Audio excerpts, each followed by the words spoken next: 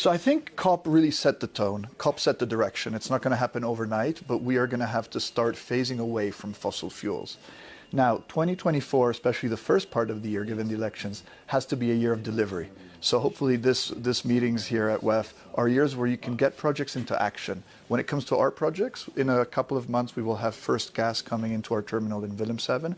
So we need to have enough progress on projects that show that can be done and that it's not going to stop. And it's going to take time, but we're certainly going to get there. We have seen a pushback in politics, and that is even right here in Europe, say in Germany, about just how fast transition should be. Populists are using this agenda to try and encourage their own motivations. Isn't that a problem, that we've got the fragmentation of politics back, and we could see the populists use this very agenda? So I think there's various types of projects in the energy transition. Some of them actually make economic sense. So those should get fast-tracked and those should go ahead. And the more expensive ones that require billions and billions of subsidies are slightly more at risk. They may happen later. And of course, the inflation in the industry and the interest rates aren't helping. But there's a lot of low-hanging fruits that we should go and catch.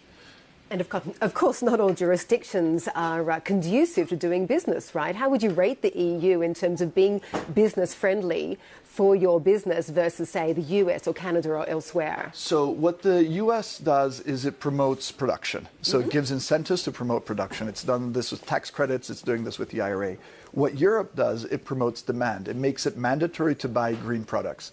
Europe really triggered the whole solar revolution and wind revolution if we go back 15 years. So Europe is now trying to do the same with e-fuels. These are fuels made from hydrogen, electric fuels. And it will happen. It's going to be gradual. They're going to start with 2030 targets of 1%, then 2%, then 3%, and Japan is doing the same. So the combination of supply-side subsidies and demand-side obligations is exactly the mix that we need. And we can kind of do maybe without one or the other, but if we have both, it's really going to accelerate. So that's our product, is to produce electric natural gas.